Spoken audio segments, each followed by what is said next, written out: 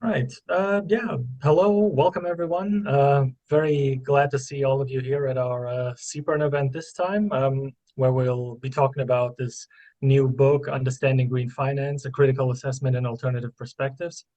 And yeah, we're very happy to have many of the contributors here tonight. Johannes Jäger, obviously, the one of the book's editors. He's a professor of economics at the University of Applied Sciences in Vienna. We also have Patrick Bond here, one of the authors. He's a distinguished professor of sociology at the University of Johannesburg. We hope that we will get Richard Kozul-Wright in as well. He's not here right now, but we're making sure that he will join. Unfortunately, Susanne Soderberg has had to cancel. She's ill, and yeah, we're wishing her a swift recovery, obviously. But nevertheless, I'm sure this will be a very exciting event. So I'm really looking forward to your contributions. Um, I don't think I need to do much in terms of housekeeping other than say that, yeah, obviously, as you can see, the event is being recorded. So please do keep yourselves muted for the time being. And then after all of the inputs during the Q&A and discussion, you can raise your hand and contribute, so to speak. And yeah, I think that's it from my end. So yeah, Johannes, the floor is yours. Okay, so thanks a lot, Bernd, for the introduction and for organizing all that, sending around the emails and so on and so forth. So I know it's some work, and thanks for doing that, and thanks for the CPRN board to supporting this event here this evening. And also thanks to Patrick to be here. Hopefully Richard will drop in soon. Just send him another email and hope that we will have a nice discussion later on. So what I'd like to do first is just to give you a very brief overview of the book and a bit the context, just to let you know what this motivation for the book was and how we think that this book contributes to the debate and how it's also different to other critical perspectives in that area. And after this, we should have a discussion. So no presentations today, but rather discussion. And I'm, of course, looking very much forward also to all your questions, contributions, and so on and so forth. So we will try to keep it short. And let me just right away start with a very brief background on what green finance is for those of you who might not be that familiar with this term. If we look at green finance, we see it's many different definitions out there and no clear definition. We simply refer to clean finance by all measures, institutions, attempts that use finance to reach environmental goals, or at least that pretend to reach environmental goals, or that tell that they do that. And green finance is a concept which is not that new. There was this idea of climate finance, which is already a bit older, and I think this is important to know, green finance became really popular with the global financial crisis in 2007, 2008. As you all remember, the legitimacy of the financial sector was really on the floor, and they were basically desperately also searching for ways to bring back legitimacy and also to bring back in profitable areas in their business. And of course, green finance is a great opportunity to do this, and they have been promoting this very much since then, very much in the past years. And therefore, it's no surprise that critical scholars basically look at green finance in a very, very critical way. Many people say, well, this is basically something that's neoliberal, that contributes to further financialisation and or the commodification of nature. So green finance is something really bad. I basically agree on this, but if we look at what is happening under the banner of green finance, we see that over the past years, green finance is not just left to the private sector, the banks and financial institutions, but also government, international institutions, and even central banks have started to deal with this topic and try to do something around green finance. And if we take a closer look, we see, well, not all of this, I would say, is simply neoliberal and financialization and commodification, but I think a more differentiated perspective is necessary. This is basically what we do with this book. So we look at different perspectives of different neoliberal forms of green finance, but we go beyond that by looking also at more progressive ways of doing green finance. In so doing, we distinguish between two types of green finance, namely reformist green finance and transformative progressive green finance that go both beyond the neoliberal perspective.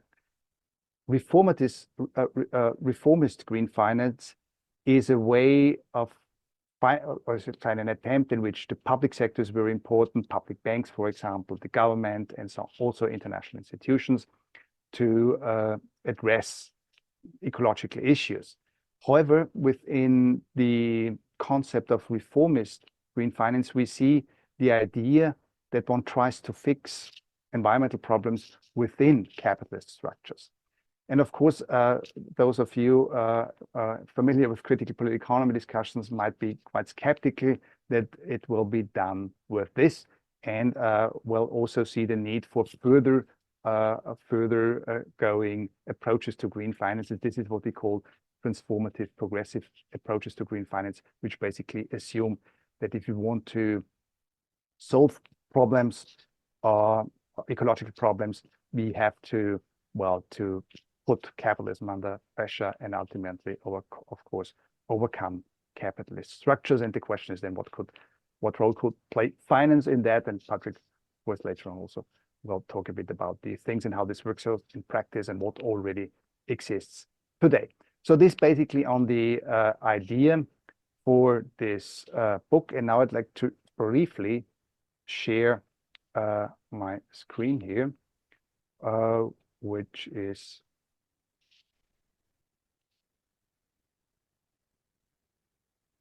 this one.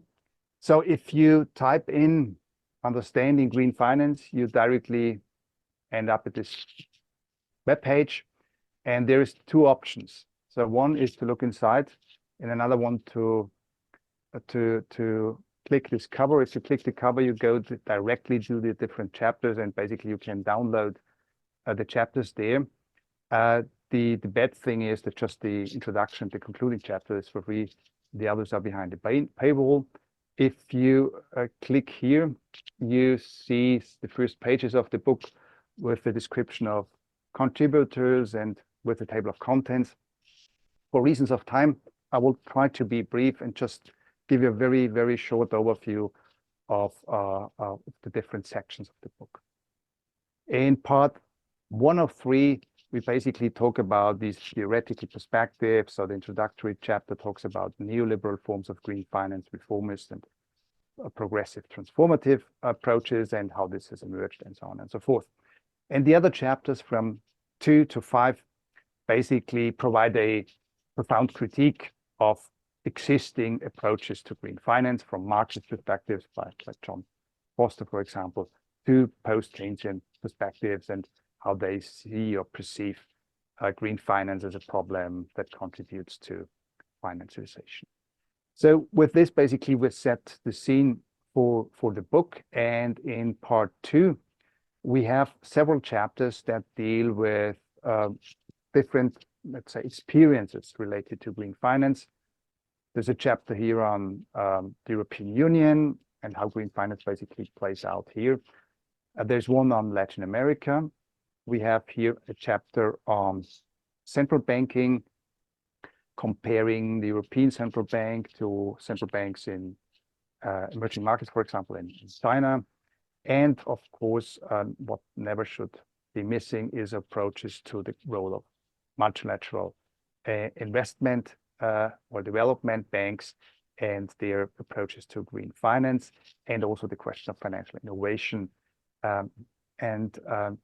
This leads then to the third and final part, which tries to dig into possible alternatives. So there's one chapter which talks about finance and the green transition and climate justice, so trying to figure out what could be broad approaches or broad entry points to that. Then there is a chapter which is co-authored by Richard, who hopefully has joined us now. I haven't seen it, but let's see whether he's already here, which is about the role of basically very much the question of multilateral institutions and their role in the transition to a carbon-free world, very much echoing UNCTAD's position in this field. We have another chapter which deals with the question of how the international monetary and financial system should be reshaped in order to lead towards a more progressive form, or allow for more progressive forms of green finance.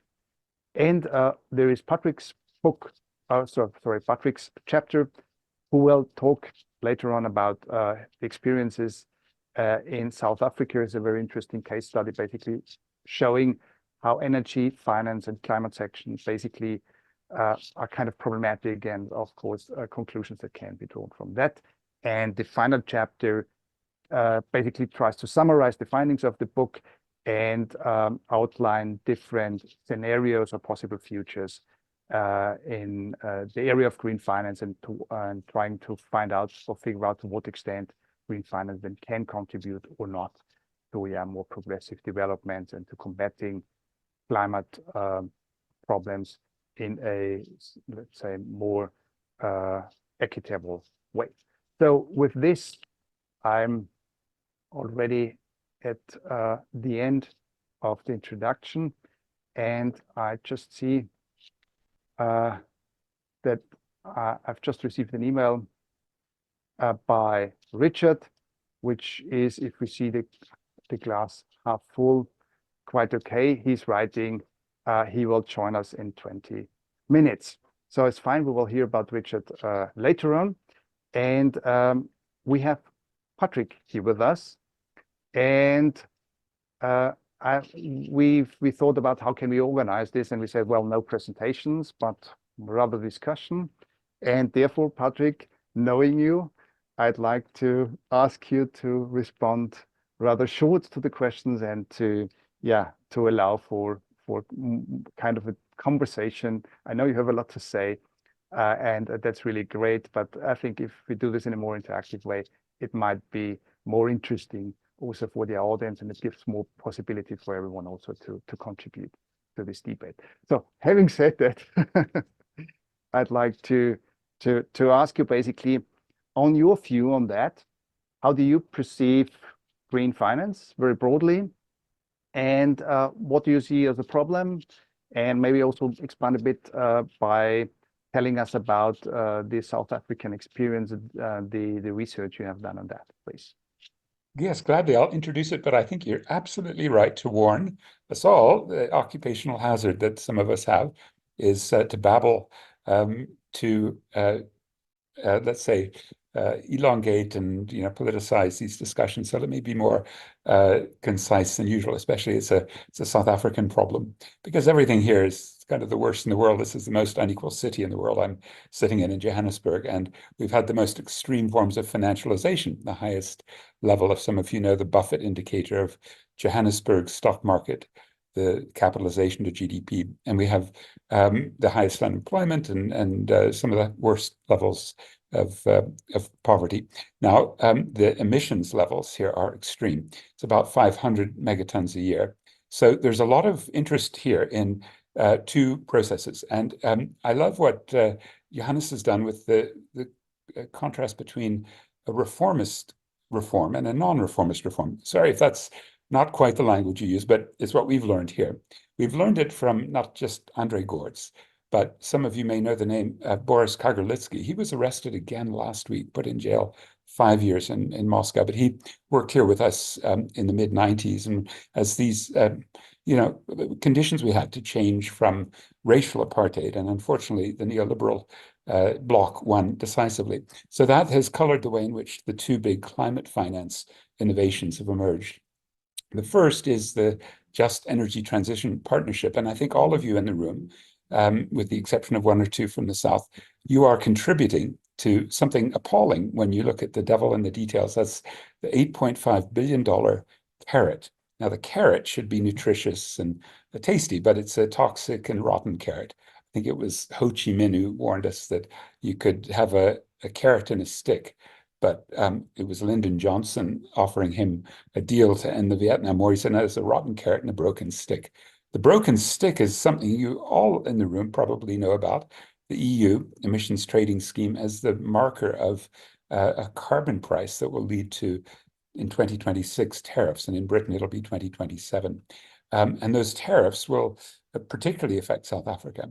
Now, those both could be enormously useful. So I'll just quickly sum up by saying, in a process in which imperialism has, particularly through the United Nations Framework Convention on Climate Change, found a sub-imperial climate policy layer. And those would be the BRICS, or in fact, they're called BASIC: Brazil, South Africa, India, China.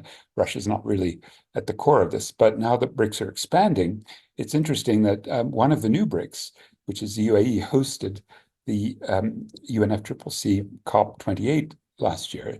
And there will be Azerbaijan, probably another BRICS member coming up, because Russia's hosting, and they sponsored that for COP29, the Climate Finance Summit. So just to quickly sum up the points, the rotten carrot is your $8.5 billion that's meant to help us decarbonize. But for a variety of reasons, we can go into terrible devils in the details. It's done the opposite. We're seeing a recarbonization, or specifically a remethanization. Methane gas is going to probably replace a large chunk of our coal-fired power plants. But there's a reactionary bloc around particularly the new elites' coherence with coal-fired power and coal mining.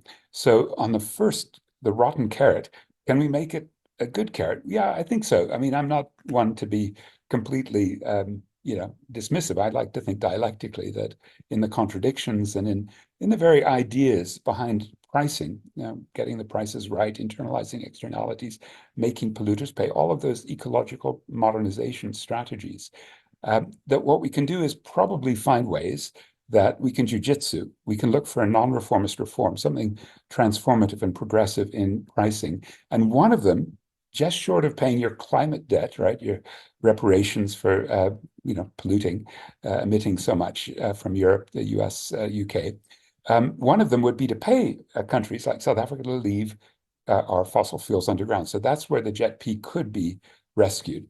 But it's not currently. The balance of forces are terribly adverse. So we still, I think, are justified in calling it a rotten carrot. And one of our main movements, the Climate Justice Charter movement, has even called for sanctions, for a boycott against further spending. And then very quickly, the second, I hope we have a lot more time for, with especially people like Richard, who have a mandate to think about third world industrialization, is the CBAM, because our ruling class just hates the idea of getting a very high tariff on the export of high carbon embedded goods, such as steel and aluminium and petrochemicals and automobiles, that are probably in 26 and onwards going to be very hard hit, because while the ridiculously speculative EU emissions trading scheme, now 65 euros a ton, up to 100 and something last year, it's zigzagging all over. We're still at about 30 US cents per ton for our carbon tax. So we're just going to be hit very hard. And frankly, though our ruling class and third world nationalists and the labor movement don't like the idea of these climate sanctions, the broken stick is that they will probably switch to methane. And methane is, thanks to the stupid EU parliamentarians in the taxonomy, green, as is nuclear. So we're really looking at a broken stick. But shouldn't we have sanctions against the exporters, which are BHP Billiton, Sasol, the big auto companies from Germany and Japan, and one from the US? And it's a very hot topic because of the Africa Growth and Opportunity Act probably being repealed because of South Africa's courageous stance against Israel. So you can see it's a mess of problems. And our dialectical challenge, to sum up, is to find ways that market mechanisms are not going to commodify, but they can tax and, for example, put a price on carbon without it becoming a market mechanism.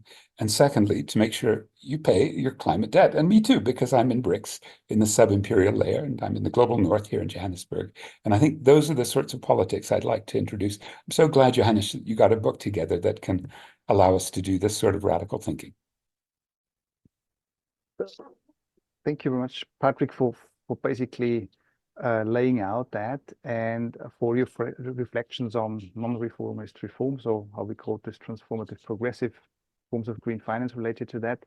And I really appreciate this idea of dialectical thinking and trying to go ahead with the problems that we see, and trying to have kind of a clear goal. But talking about this more, maybe more in general, how do you see the current situation? So we basically, you see broken stick, rotten carrot.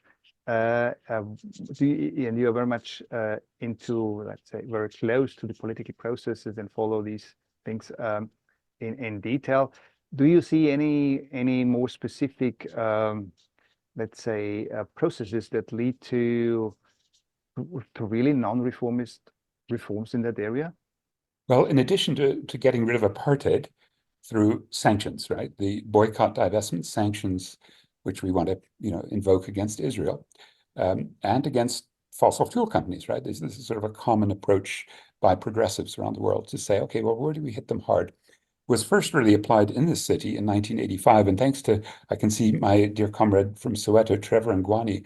And since Trevor and his mates were causing such wonderful uprisings and chaos, the financiers got nervous. So what we were trying to do in the spirit of a non-reformist reform was work against the logic of a system. If we look back at sort of, the ways in which we could strengthen the base, and the base, the community movements, even labor, churches, youth, women, were in tune with the exiled African National Congress calling for sanctions.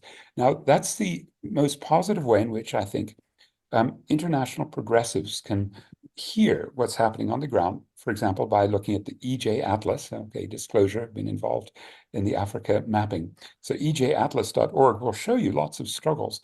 And one of our challenges in political ecology is to link these issues and to find ways that the North can offer solidarity where appropriate. And in this case, I do think there is some scope to repeat the successes of the 1985 financial sanctions that, along with the community movements, the labor movements and all, helped to overthrow apartheid within 9 years. The second example that's, I think, very evocative of a non-reformist reform is when the AIDS medicines were too expensive because they were totally commodified under intellectual property. And a movement here, the Treatment Action Campaign, went to get support from Médecins Sans Frontières, even Oxfam, all AIDS activists all around the North.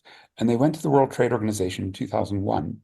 And what they were able to do was a non-reformist reform by getting AIDS medicines off IP and to make them generically in places like South Africa. It's not, in Uganda and Zimbabwe, you can get AIDS medicines made locally. And then they're given out free in the public sector. And our life expectancy, with about 7 million South Africans out of 61 million living with HIV, our life expectancy had gone down to 52 and is now up to 65. Now, again, the point is we've got something in that for climate financing, and that is a global fund to fight AIDS, TB, and malaria in the UN. The United States, with all of its imperial arrogance, wanted to do its own fund. It's called PEPFAR. But what that fund does, of course, we're not going to win it in the near term, but it does a loss and damage. It does some sort of funding transfer to poor people via their states with generic medicines produced locally, decommodified, deglobalized, right? And those to me are the kind of transformative lessons that we've had fighting apartheid with sanctions and getting the right kinds of funding in through a UN global fund and even PEPFAR to allow for a decommodified, deglobalized approach. And our life expectancy then rose from 52 to 65 just before COVID. Of course, we lost the same battle for COVID vaccines, intellectual property waiver at the WTO. The balance of forces are so terrible now compared to 22, 23 years ago. But I think that gives you an idea that in some of this battling, we do have very good experience, and not just South Africa, but all over the world, in identifying ways that if you can rejig the terrain of finance and have good alliances with comrades in the North, well, you might actually win.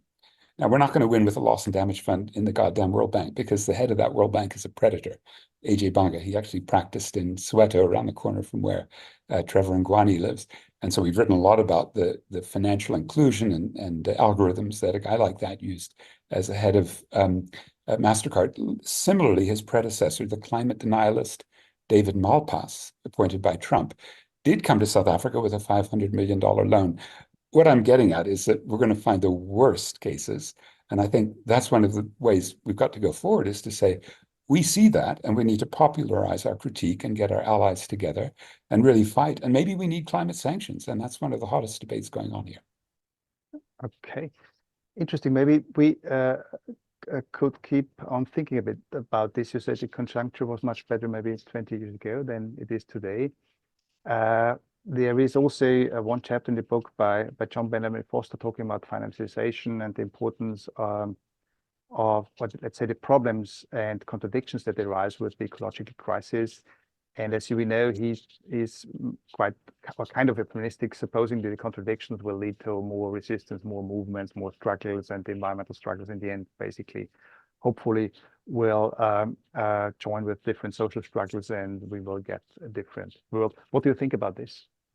Yes, and John and I have long discussions. He's been involved with some of our movement building, including in our Southern Africa, Mauritius-based eco-socialist network. He's absolutely fantastic.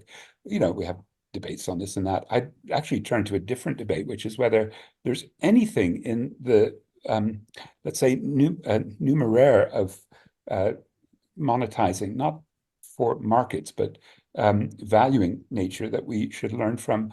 And the debate there's partly between Foster and David Harvey. So disclosure, David was my PhD supervisor, and I stay in close touch. And we, as you might know, the way in which David approached it was anti, let's say, catastrophism, and that was a debate that they had. What I thought was useful was when the problem that David had laid out in a book, Justice, Nature, and the Geography of Difference in 1996, was an argument that said, when you see somebody wanting to price something in nature, you actually have to go and radicalize that. And this is the so-called ecological modernization approach to handling environmental problems. And to me, that's where the dialectic opportunity is. It's to say, let's say, not just carbon pricing and dealing with the climate as a site where we do have polluter pays responsibilities, loss and damage. We had 500 dead in my favorite city, Durban, on April 12, 2022. That's priceless. Well, I also did about $5 billion of damage when 350 millimeters of rain hit in 24 hours. In other words, we've really got to go in and help comrades who want to do loss and damage accounting and then say, well, you in the North do have a reparations responsibility. A similar process isn't the extent to which we identify unequal ecological exchange, right? Which is what, say, Samir Amin, our greatest African political economist, was doing just before he died, which was to say it's not just labor value transfers that make Africa perpetually poor in the international division of labor. It's also the free gift of nature that multinational corporates take. Now, by counting those doesn't mean you put them in the market. It means you advance the argument towards climate debt, climate reparations. And I think that can go quite a long way still. Even while we object to many aspects of ecological modernization, like carbon markets and offsets or technological fixes that don't really work, well, still we need a dialectical approach, and we need to take what we can. And in Science and Society, I laid out my differences with David about a year ago. So if anyone wants, I can send that article along. Thanks a lot, Patrick. I've seen that Richard has joined us now. Wonderful. Hey, using Richard. my access. Oh yeah, here you are. Okay, using my name. That's really great. Hi, good to see you. So good to have you here. Great that you join us for this discussion. What we have done so far is just basically that I gave a quick overview of the book and the motivation and the background and some key ideas. And then Patrick expanded a bit on the South African case and his thoughts, and we discussed a bit the question of reformist perspectives versus transformative progressive, or as traditionally these things are called, non-reformist reform approaches. So it's great that you arrived now in our conversation. I would like to invite you to share a bit your thoughts on, and what do you think, or what do you say is the big issue, the big problem with green finance, and also then later on, what are ways to how this can be addressed? We all know that you are very deep into this international question. I think it's really interesting to focus on this. Patrick already talked a bit about this, the role of sanctions and also of global funding that can be used in a kind of a progressive way. So we'll be really happy to hear you about this, maybe against the background of what you have written in the paper with your colleagues. Please, Richard, go ahead. Yeah, thank you, Johannes. Sorry about that. I got my times completely mixed up. So I just arrived from London to Oxford. Well, first of all, congratulations on the book. I mean, it's great, and I've gone through most of it now, and I think the chapters are excellent. And I've learned a lot. Obviously, I guess you positioned us somewhere between reformist and transformative, if I remember from your typology, which I think is probably not an unfair positioning of an organization like UNCTAD, in terms of our approach to issues around global governance, and obviously international financial issues are where we are particularly focused when it comes to the climate challenge. And yeah, UNCTAD was set up to reform a system that was inherited from the end of the Second World War, largely independent of developing country concerns, and was willing to tinker with that system, I think, for its first decade of existence, until it was clearly not amenable to tinkering. And I think we tried to adopt a more transformative approach subsequently, in terms of filling serious gaps in the financing system for developing countries. That in particular includes the problem of debt issues, which were never really properly handled at Bretton Woods. And we continued to raise that issue. And I think in the context of climate financing and scaling up resources in the way that you all discussed in the papers, unless we solve the developing country debt problem and the constraints that come from that, the squeezing of fiscal space that follows from the huge burden of debt that developing countries have acquired over the last 2 or 3 decades, I just don't think the SDGs in general and climate investments in particular, both mitigation and adaptation, are deliverable for most developing countries. It's just not.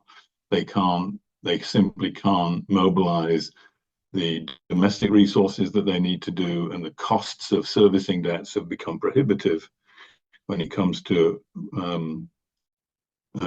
generating external resources that are sustainable.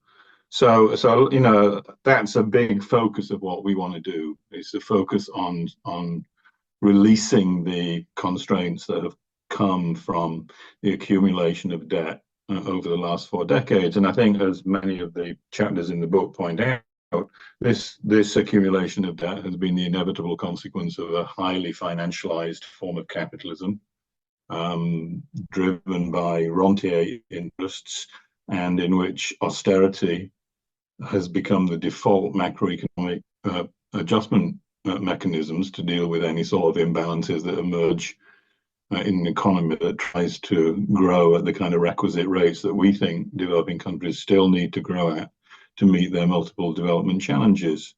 You know, so it's very difficult in that world to divorce the weaknesses of the global governance system from the kind of policy advice that comes out of the Washington-based institutions when it comes to kind of macro financial developments and related issues in the areas of trade and industrial development. And I guess that was the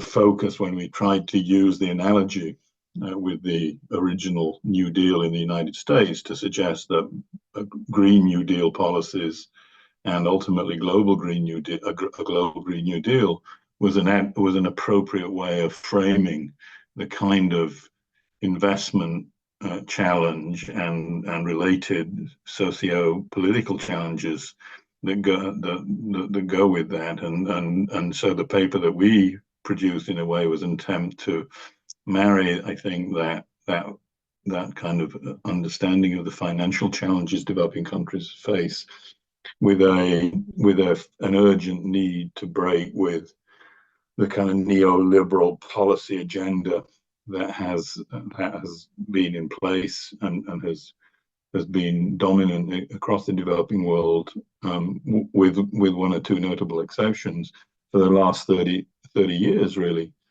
And of course, one of those notable exceptions is China. I mean, we don't talk about that in our paper, but I don't think you can talk seriously about the climate challenge anymore without bringing in the China story. That's both because China is now the world's largest emitter, although, you know, we consider China still to be a developing country. It's got a per capita income of around $12,500.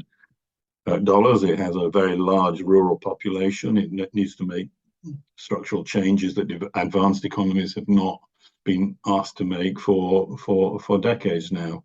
But you know, the fact is that there has to be coordination between China, the Europeans, and the United States as the world's largest emitters, and that's a big challenge. I understand that, but we also look to China for lessons for other developing countries, particularly when it comes to mobilizing domestic resources, and the role of the institutions that China has managed to create over the last 40 years, to mobilize resources on an unprecedented scale.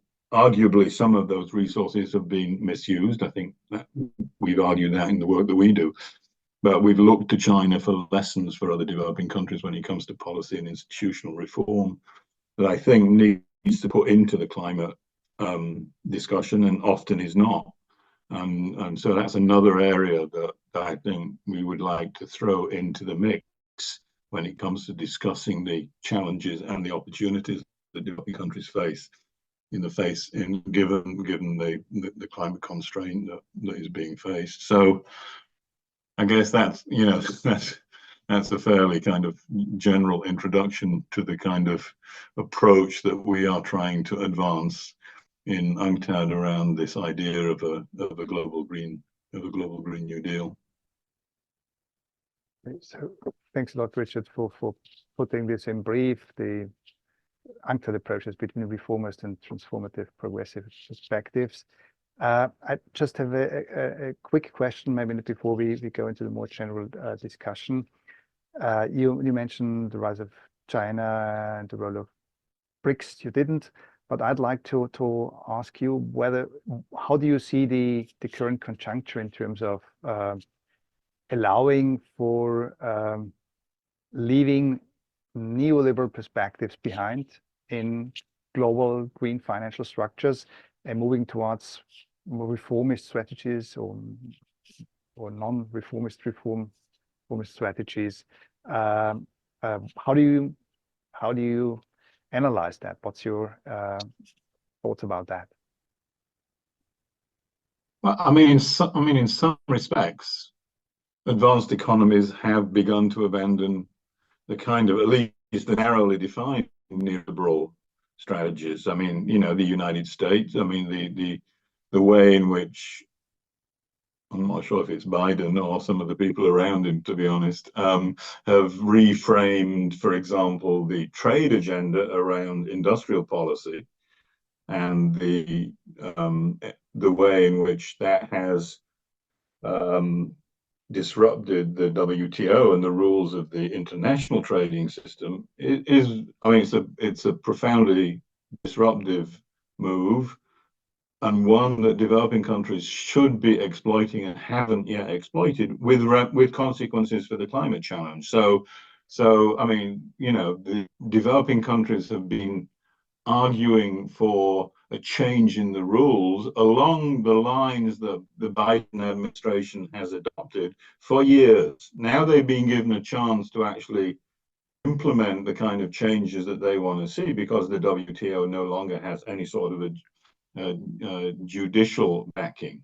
And I don't see developing countries actually making use of the opportunity that has been provided yet by that shift by the US in particular, to some extent by the Europeans too. I mean, the CBAM initiative is a clear flaunting of any sort of multilateral approach. So I mean, there's a real opportunity, I think, for developing countries to kind of exploit some of the contradictions that the advanced economies have introduced into the system, and haven't yet done. I think that's a weakness.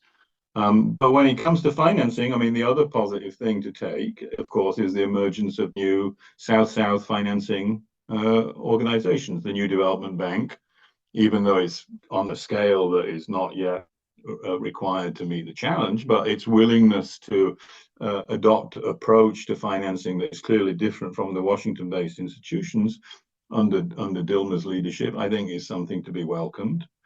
So we get, we've argued in work that we've done that the South-South cooperation around technological transfer, with countries like China being in the lead in some of the technologies that are required for climate transition, that these are real positive developments, not yet on the scale, not yet with the coordination that is required, but are a challenge to the existing multilateral system that I think that works in favor of developing countries if they can get their act together. I think we're still seeing a lack of coordination amongst developing countries that would be needed, but there are real opportunities in these directions, I feel, at this moment in time. The wider geopolitics are not favorable to multilateral solutions right now. I think that's fairly clear, unfortunately. But I think within governments of the South, there are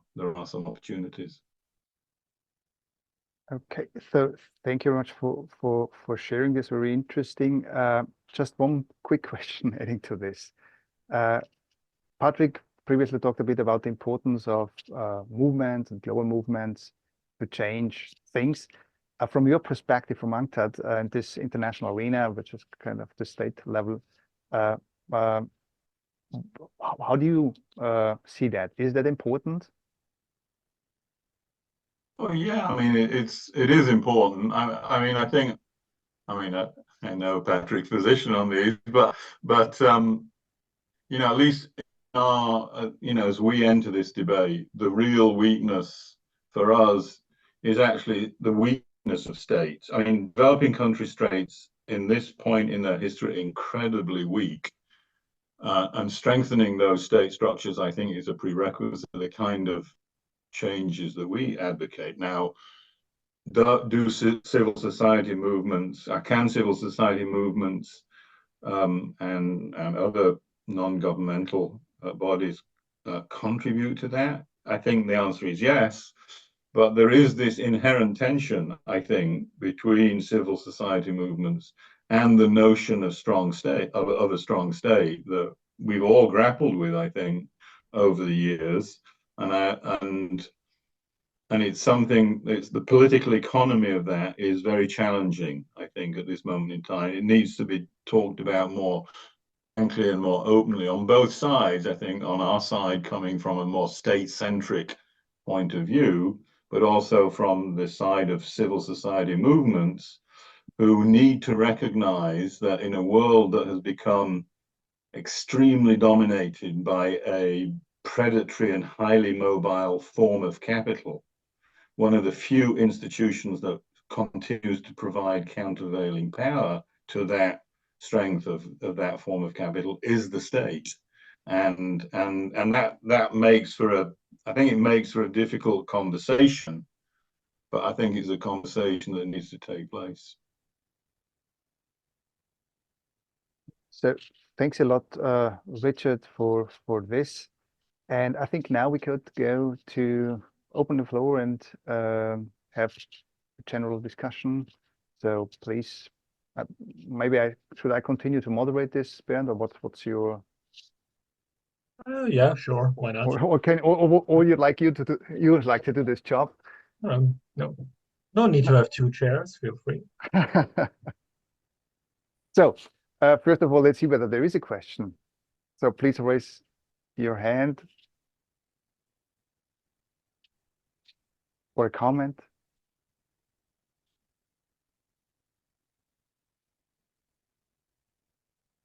Angela, I've seen your hand. Yeah, I was looking for the virtual hand, couldn't find it. Okay. Yeah, I do have a question, or more sort of a comment where I would like to get some input on. Green finance comes in the form of debt. I mean, part of it is equity investments, or what they invented as quasi-equity, which is equity for a certain time and comes with an expiry date and then becomes debt eventually. So basically, green finance, we're talking about debt most of the time. So the question is, how much more debt can we absorb within a finite planet? Because debt payments require economic growth. And you have to prioritize profit making and growth expansion in order to service your debt. I mean, it's just you're the expert, so I would like to just get some comments of debt is like a fundamental problem in green finance because it requires capitalist growth.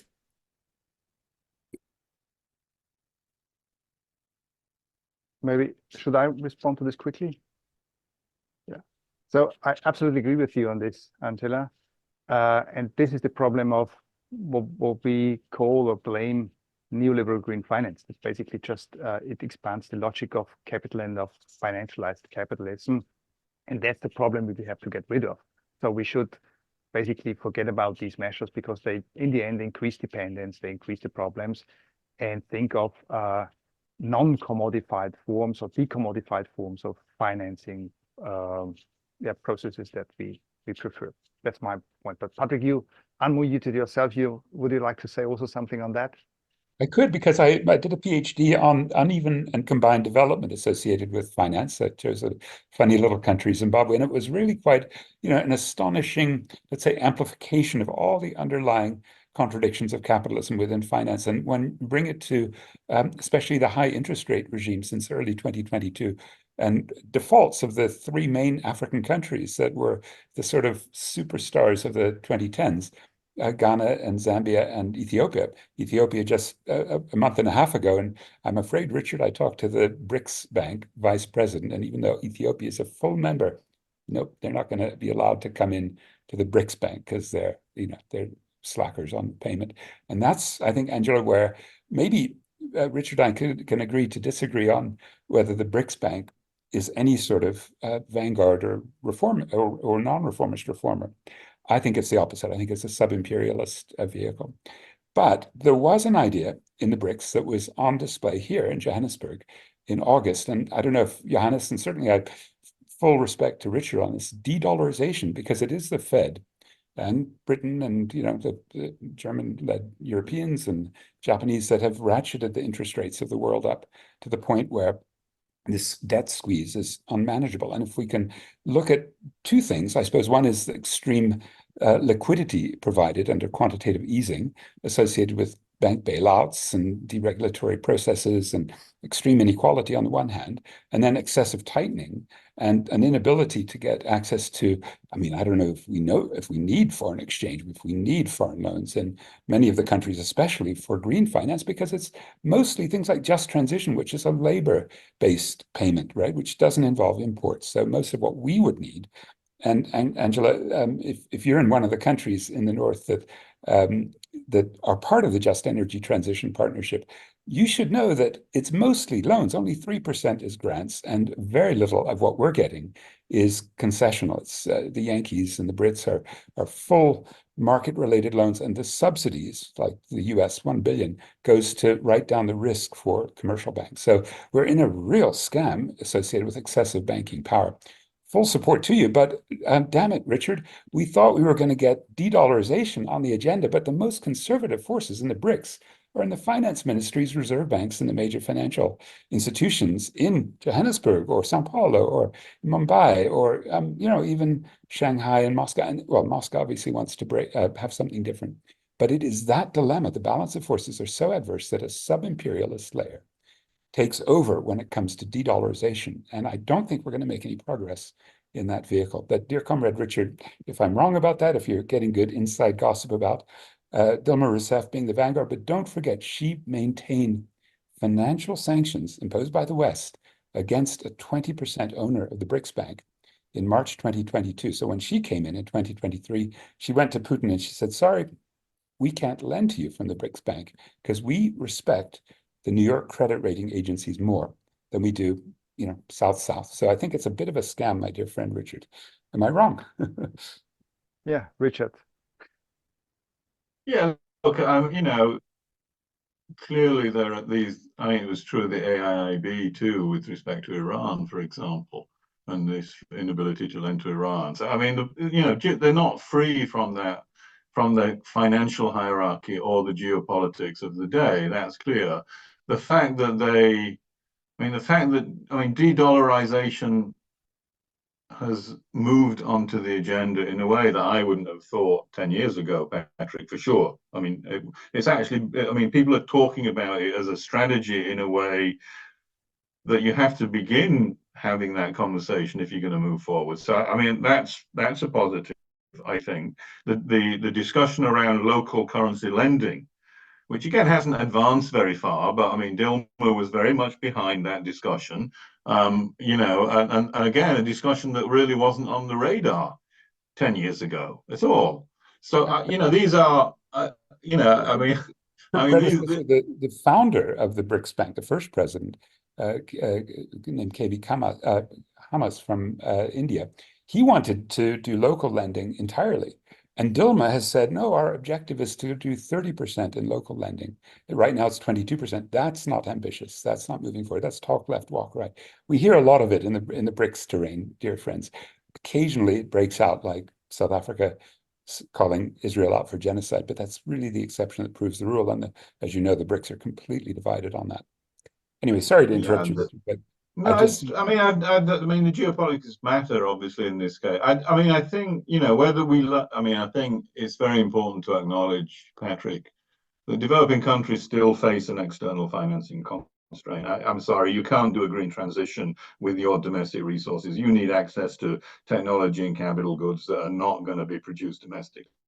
So you've got an external financing constraint, and you have to bring that into the picture if you're going to, and you need institutions that can help you manage that if you're going to make this transition in the kind of time frame that we're talking about. So it's, I think, I agree with you, but I mean, I guess we would agree that the Washington institutions are not going to provide the necessary kind of institutional support for this. So we have to hope that, the emergence of these new financing institutions are beginning to offer a way out from the dominance of the dollar, even with all the constraints that you talk about, because without that, I don't think the transition is doable.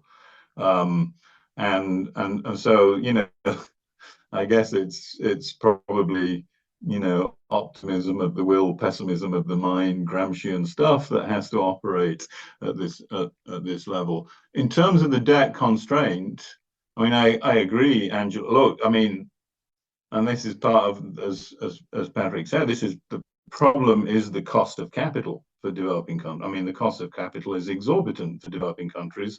And we have an architecture through credit rating agencies and others that perpetuate that, and that needs to be challenged. I mean, part of the argument we try and make in the chapter is that there needs to be a challenging of that if we are going to move forward. But I'm not, we in UNCTAD we're not degrowth. I mean, we're not degrowthers. I mean, debt is credit is not it's not a scam. It's a necessary. I mean, debt is a very useful instrument, and it properly managed, it can be an important part of any sort of transformative agenda. So it's not we're not an anti-debt or a degrowth organization.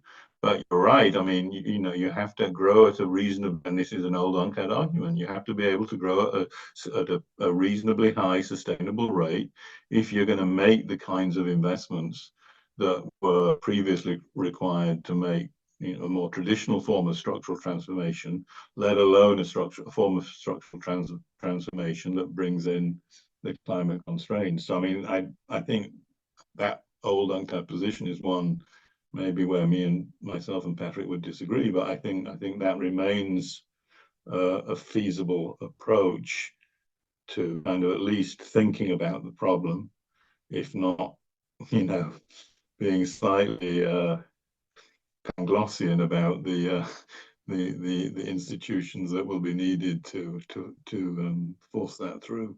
Would it be okay to do a very quick follow-up, because it's what kind of growth? I think everyone would agree. And currently, Richard, I'd like to challenge you and UNCTAD for, there's a third worldism. South Africa has Rob Davies, Barbara Creasy, very important figures in global climate policy, global industrial policy. You know them well. And they're arguing against CBAM and correctly calling it protectionist imperialist. And yet, the real beneficiaries of the high carbon, export-oriented sort of use of natural resources, which are non-renewable, are multinational corporates from the West. Now, we had one wonderful breakthrough on sanctions. I mean, I'm really, I think, openly now able to say South Africa needs to be hit with a CBAM, with climate sanctions. And the one example, Richard, I don't know if you'd endorse it, when Xi Jinping said to everybody on the Belt and Road in September 2021, you probably were there, no more coal-fired power plants. That was one of the most fantastic, let's say, boosts to our movements on the ground, especially a place called Messina Mercado Special Economic Zone. It killed a 4,600 megawatt coal-fired power plant.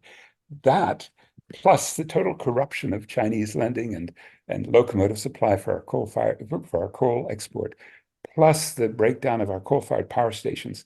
In other words, all of these weird things that are happening where China has fingerprints of an enormously destructive sort. I think that's been quite helpful. Sorry to throw that in that way. Okay. Within Angela's question has triggered already a lot of response and interesting discussion. Let's see whether there is further questions. If you just could please raise your hand, or if you want, you also may write your question into the chat.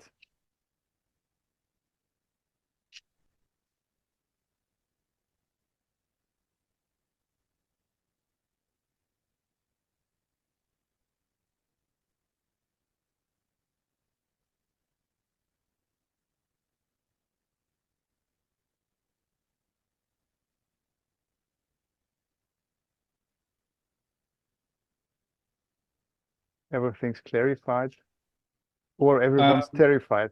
Johannes, I'm hi. Sorry, I can't find my raise button bar and I haven't got my video on. Okay, fine, absolutely. I'm Francois du Toit from African Conservation Trust in South Africa. Patrick, we met a number of years ago at the beginning of frack-free scenario. I've got a question for Richard. I'm new in this geopolitical neoliberal capitalist market type scenario. But I have a very simple question, and that is, there was a book brought out many years ago, Prosperity Without Growth. You mentioned that you are not degrowth. I've got a very simple question: how can we continue to expect growth, even if it is marginal, on a finite planet? Surely that is now self-evident that we've reached planetary boundaries across too many of those categories, and how can we continue to expect, with the debt that is thrown at the third world, how can we possibly expect to continue to grow on a finite planet, given that yesterday, I think our budget speech came out, and we currently have 20% of our entire budget for the year is going on debt servicing. Okay, so Richard, please. Well, I mean, this is the dilemma in which much of the carbon budget, the global carbon budget, has been used up by advanced economies and developing countries. I just don't. I mean, my experience with developing countries is that they still have very fundamental necessities to deliver for the bulk of their population, which can't be delivered through redistribution strategies, which is the only other way of raising the living standards of the population. That would be, whether that's a redistribution from the wealthy in the south or a redistribution from the north to the south. And that's not going to happen. It's just not going to happen. It's the politics of that are not feasible. So developing countries will not give up on growth. And to expect them to do so or to hope them to do so is a wishful form of political thinking, which I don't think is very helpful right now. So then you have to, I mean, then you have to ask, as you rightly say, the kind of growth that has happened in the past, if we continue with that, will be unbelievably destructive from a planetary point of view. So can we kind of follow some kind of growth path for the developing world, which is where most growth is going to take place over the next 3 to 4 decades? It's going to be in the South.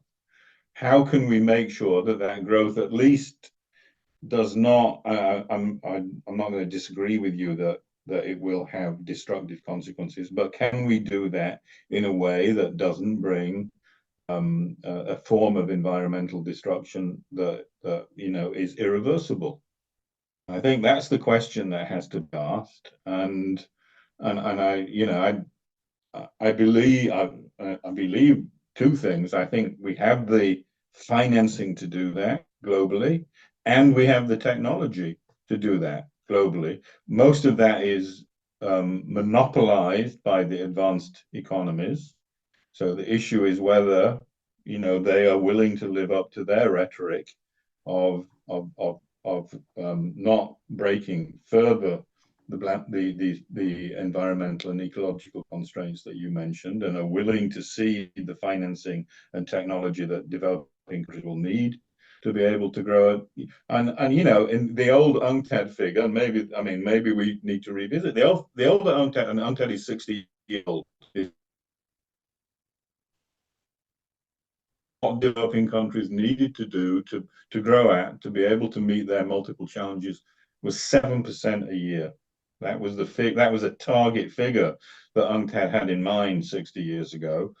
It was higher than the UN figure. The UN Development Decade figure was 5% growth. So maybe that's not, maybe that kind of growth performance would not be acceptable. But I don't see any way around a growth agenda for the vast majority of the world's population, given the political, the domestic and the external politics that they face.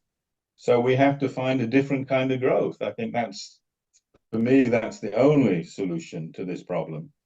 And the advanced economies have to, and the lead has to be taken by advanced economies. I don't think Italy is a model. I mean, you know, I mean, let's be clear, the only country that has not grown in the last 20 years. So if there's a model, we have a model of a zero growth economy. It's Italy. Italy hasn't grown for 20 years. Do I think that is a sellable model to the northern population? No, I don't think it's a sellable model to the vast majority of the northern population, nor do I think it should be, because it seems to have bred fascism, which is not a solution that I think would be something that I would wish on the rest of the world. So I mean, you know, those are the constraints that we're operating under, and you know, I think the tragedy is that we have the means to solve this problem in a reasonably coherent way that will not destroy the planet, but it's a question of the politics rather than the financing or the technology that is at the heart of this problem. I have to just quickly object, Richard. I know and I love your work, but UNCTAD has been disastrous, including what you just said, in defining growth without recognizing that GDP ignores depletion of non-renewable resources, ignores pollution, ignores greenhouse gas emissions, ignores unpaid women's labor. When will you guys at UNCTAD start to factor in, and therefore, if we do an environmental impact assessment objection, and our enemies like Shell and Total were in fights, Francois with us in these fights, and we, you know, battle on the coastlines, you know, protests, and we go to the EIA process, and we say, you guys who say we're going to get growth out of oil and gas extraction from our coastline, you forgot that that's non-renewable resource depletion, it's local pollution, it's greenhouse gas emissions, but the goddamn GDP numeraire, which most economists haven't really gotten a handle on reforming, and UNCTAD is really one of the worst because you're still so third worldist, growth oriented. Can I challenge you in a comradely way about that? Ironically, I mean, the UN is now engaged in a beyond GDP statistical and methodological exercise, which is being led by UNCTAD. Well, it's Patrick, 50 but years. I'll be quite honest with you, I'm slightly skeptical of it myself. I mean, the problem, behind your concerns are the correct recognition that the problem where we are today does not lie with the developing world. And the attempt to shift the burden of any adjustment onto the developing world, which is what I'm sorry to say a lot of the degrowth literature ends up being, is a political non-starter. And I think it's ethically wrong too, personally. I think it's ethically wrong. And so I'm not going to argue for that we should resuscitate the 7% growth target. And in some respects, I don't think that's where we began. I think the place to begin is a different place. I think the place to begin is with investment, and the investment. Actually, UNCTAD's agenda was very much an investment agenda, and we should be focusing hard on what it requires to raise levels of investment, because we're actually in an investment crisis in the South, and have been for 20 years. Levels of investment in the developing world have been,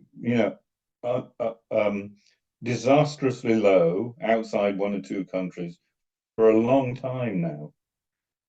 So we need to ask the question, how do we scale up investment? And obviously, how do we channel that investment in different ways than many developing countries have done in the recent past, and certainly the advanced economies have done over decades, if not centuries, in the context of a carbon-based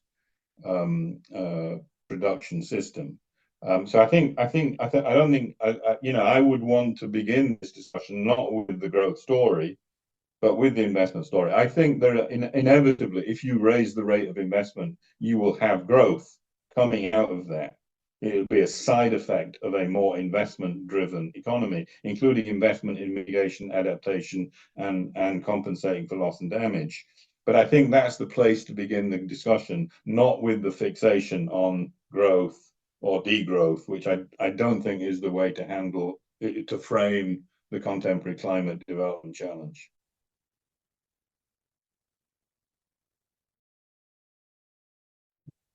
Thank you very much. Angela has raised her hand again, please. Yeah, I would like to respond to what Richard said in terms of focusing on investment. I'm doing research on EU industrial policy and also looking at what's going on in the rest of the world.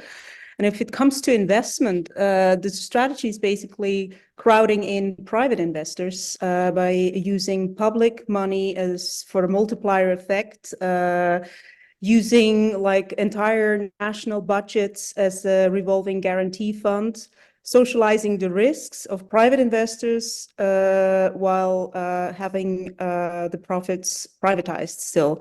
So I'm just curious, like these strategies have been developed in the global South, the Western transmission of investments to the global South. It's where the risk-bearing instruments, financial instruments, these gimmicks have been developed, and they're now being used in all over the North as well, more and more, increasingly. Which means that finance capital eventually decides whether or not to invest in a green transition or whatever type of transition. It's really on a voluntary basis. You can't force private investors to do that. You just try to use finance capital to channel the investments in a particular direction. So I'm just wondering, like, how big is this risk-absorbing gimmicks using public funds, structural funds, budgets as a guarantee mechanism? Like, have you covered that in a book? Well, I mean, we've criticized. I mean, the heart of the UNCTAD agenda is to criticize that financialized approach. The public, we are. And it's an uncomfortable place often for us because we go against, the whole notion that we can blend and de-risk and securitize our way out of this problem is one that we are profoundly opposed to that, which sets UNCTAD off against much of the international community that, as you rightly said, is behind this kind, the Mark Carneys and the others. These are the people who perpetuate this kind of approach. So obviously our approach in that sense is a public investment driven approach, right? It's not using public resources to do what you rightly said, which is to essentially socialize risk and maximize private profit. That's for us, that is a profoundly mistaken way of thinking about the investment challenge. So we, our attempt is to argue for a very strongly public investment driven model, one in which the notion of a developmental state and related institutions, the role of development banks, etc., does play not just not a subsidizing role of private capital, but is in a vanguard role in terms of setting the agenda, and that's why I think we find the New Deal analogy. It's not an accident that Roosevelt was deeply opposed to private finance. I mean, his whole agenda was based on the fact that private finance had wrecked the American economy in the 1920s. And ironically, when that was extended to the international level, again, it's not an accident that no bankers were allowed at the original Bretton Woods meeting. I think there was one kind of traditional commodity banker from Chicago or something who had snuck into the meeting at some point. But they didn't want bankers involved in this because of the very kind of thinking that they brought to the table about what it meant to finance a large-scale investment program. So I mean, we think that analogy is the right one for those historical reasons, but it's not an easy place to. I mean, Angela, I can tell you, it's not an easy place to be, because for us at least, as international bureaucrats, which is what we ultimately are, the consensus is just what you said. And the only way that they can think about that issue is in the way that you've expressed it, and all the governance discussion. I mean, all our discussions that we have a governance structure that is dominated both from a class and country point of view by the wrong people is just flows over their heads. They have no sense of those contradictions whatsoever, as far as I can tell. Could I just say on that, because if you're right, Richard, I think you are, that it's the wrong people who have the power.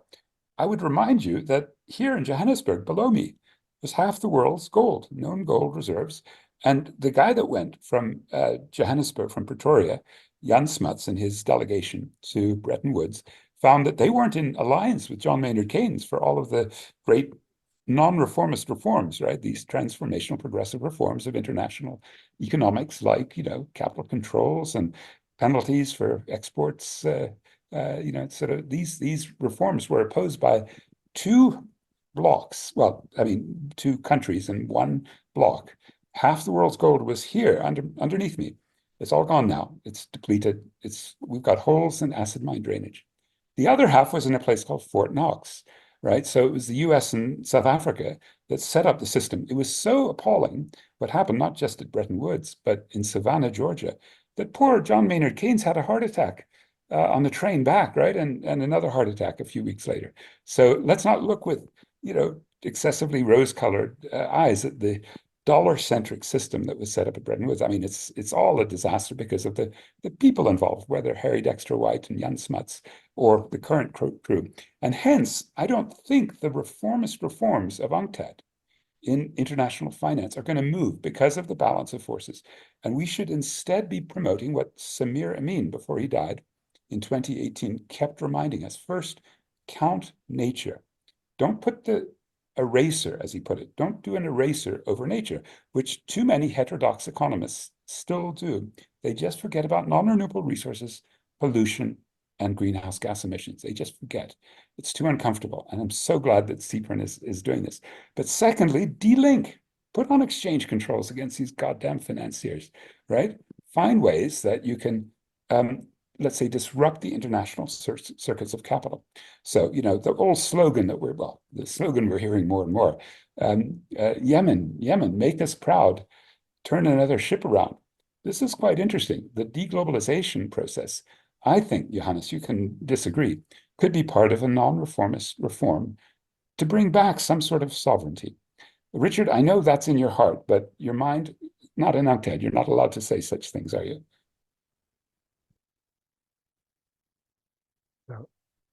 Richard, there's no need to say things which are not allowed to say. Look, I'm retiring from the UN in 2 months' time. I can more or Okay. less say what I like. Fine. Johannes, I think that's for you. I think that was a question for you, really. Well, simple response that always fits. I think we have to be non-dogmatic and understand this in a dialectical way and see how these processes work out. So I think on the one hand, work on globalized structures that might be, let's say, more progressive. And on the other hand, of course, go along with this kind of deglobalization in certain aspects and parts and regaining national, local autonomy. I think these are not necessarily mutually exclusive processes, but I think we could try to think how we can combine. Could I throw out a challenge? In November, Donald Trump is likely to be the US president. Within weeks, he will chop anything to do with climate. As he did in 2017, he made it illegal for US scientists to talk about climate, and he'll drop out of UNFCCC. Nicolas Sarkozy in 2017 said, we should put climate sanctions. We should do a carbon border adjustment mechanism. We should start to penalize the goddamn US for wrecking the world climate. So is CPRN ready to pick up that banner from Sarkozy? Anyway, from Naomi Klein, Joe Stiglitz, they've all said that. It is really time for you all to think about not just little minor climate sanctions against South Africa or little minor, jet pea.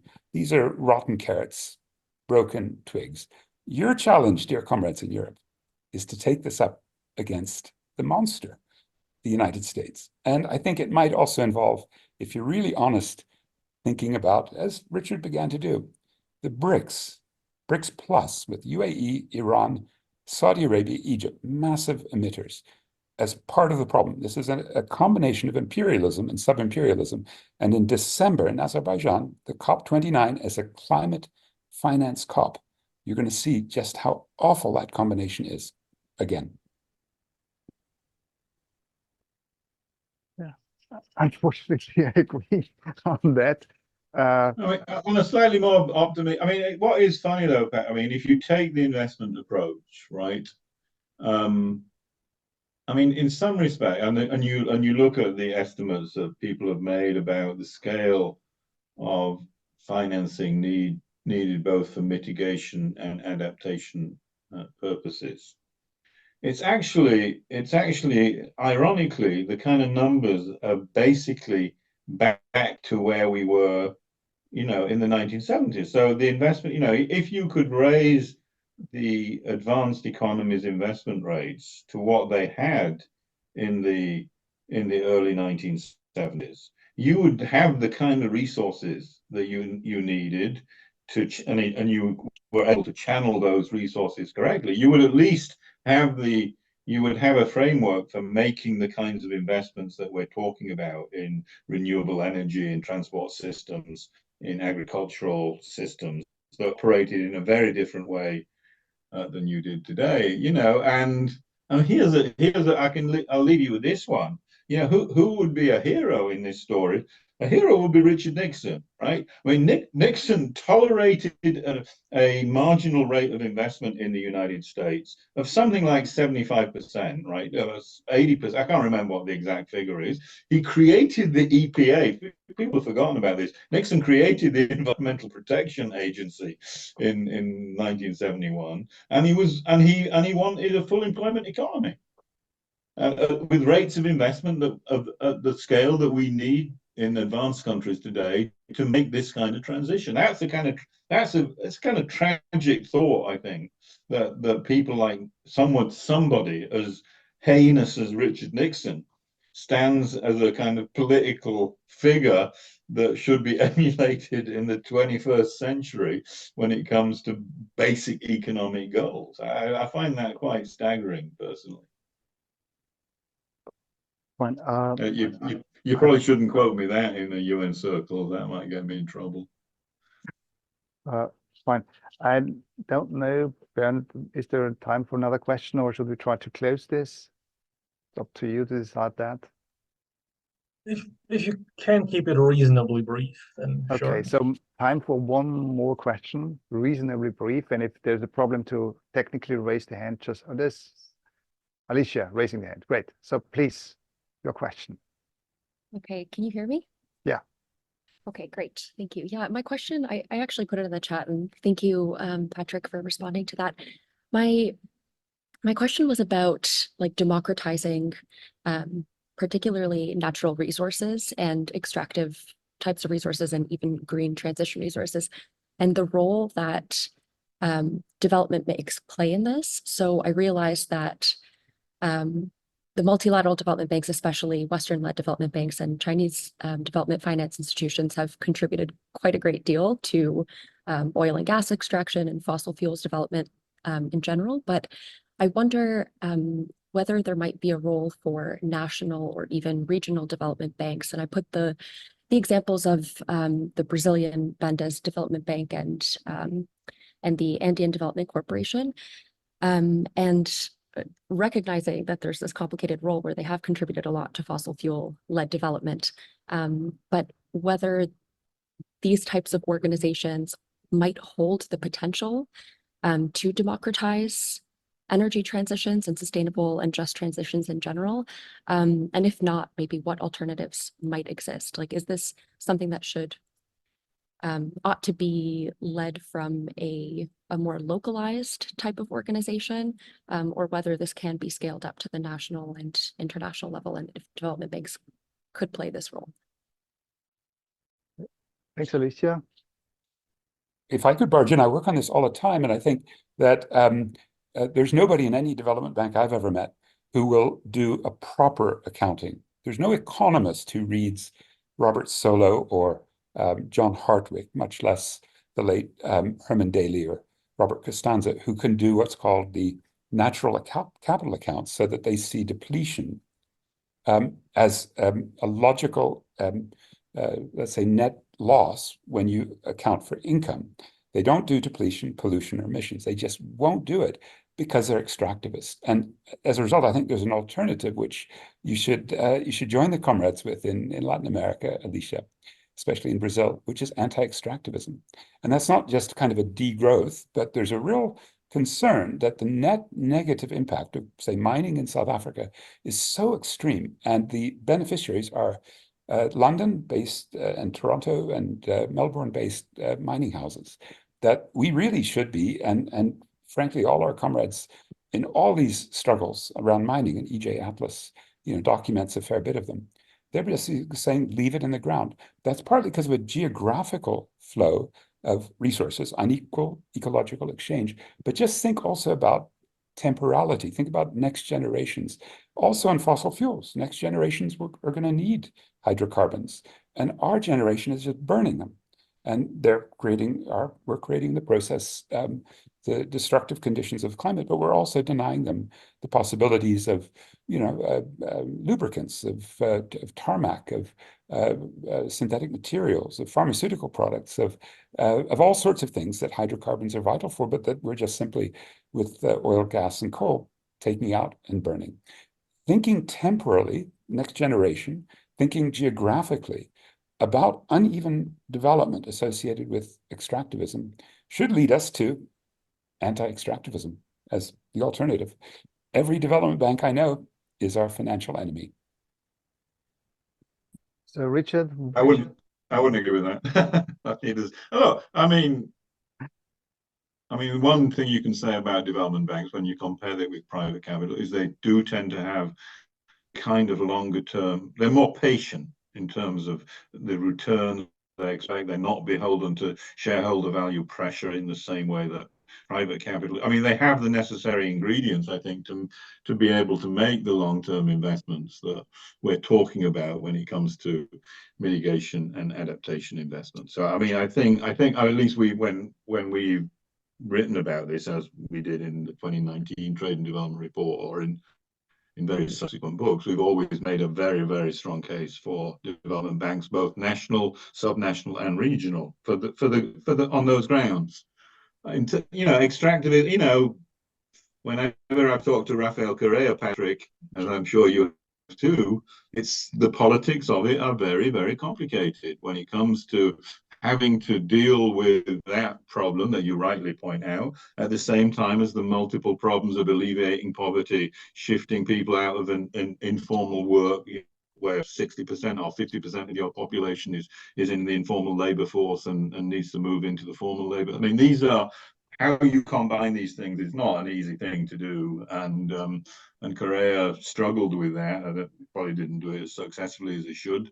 But I mean, this is a struggle for a lot of countries, that you know, the dangers of having an asset that can contribute to a global problem at the same time as you're trying to deal with the immediate pressures of a progressive government trying to stay in power, which Correa was. He was a progressive politician, as progressive as you've seen in many respects in Latin America, as he tries to deliver on the multiple challenges that he faces. It's a huge problem, and I don't think, I think, you know, I think we need to be able to criticize the record at the same time that we recognize the potential in institutions like development banks to deliver on what we need to deliver, which I would, as I said, I would argue is a different pattern of investment, but also a higher level of investment in most of the developing world than we've seen over the last 2 or 3 decades. Okay, so thank you very much. I think we should try to come to an end now. Just some conclusions from my side on this. I think talking about green finance against this background of global uneven development, international level, is absolutely crucial to understand things, to understand the contradiction, understand the problems. And I think it really worked out very well, was very interesting. Also, of course, talking about green finance is absolutely necessary, as we have seen, to talk about questions of growth, or which type of growth. So maybe we will come to kind of a more needs-based approach and think about these kind of developments also in the future.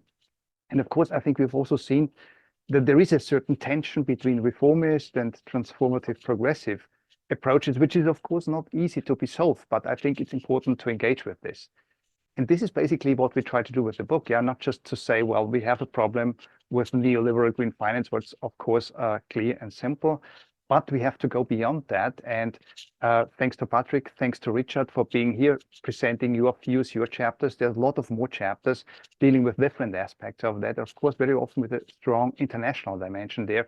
And I really like to invite you to go for the book and to see what's in there, because I think it's interesting and it's important that we understand these debates and move them forward. And we see it's difficult, but I think we have to approach this dialectically. Engage with each other, discuss, talk, just as we did it here. And I think this is the way how we can move on forward in a contradictory world. So thank you very much, Patrick, Richard, also Bernd, Cyprian, board for having us here this evening. Thank you all for participating, also for your questions, comments. And with this, I think we can close. And a big applause to all of you. Thank you. Thank you. We have 2 words from South Africa after a meeting. Amandla, Okay. away to Amandla, power, away to the people and the planet. And Richard, especially thank you for my dialectical partnership here with you. So. Thank you very much for the invitation too, Johannes. Very excellent. Thank you. Right. Thank you. So Thanks a lot. Thank you, Johannes. Thanks, everybody. Bye. Thank you.